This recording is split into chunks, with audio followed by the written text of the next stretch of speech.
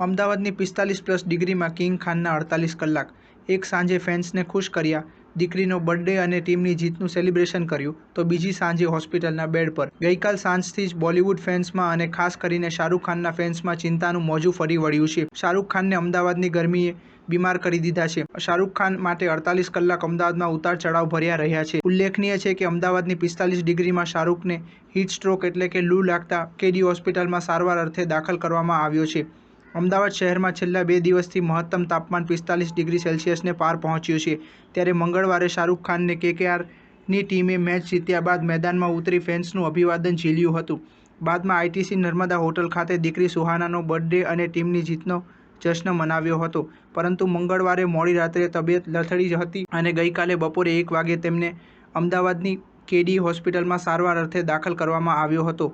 મહત્વનું છે કે હોસ્પિટલના સૂત્રો દ્વારા મળતી માહિતી અનુસાર શાહરૂખ ખાનને શ્વાસ અને ફ્લૂને લગતા પ્રિવેન્ટિવ પગલાં લઈને હોસ્પિટલમાં સારવાર હેઠળ રાખવામાં આવ્યો છે. સ્ટાર ન્યૂઝ 7 હંમેશા સચ્ચાઈની સાથે.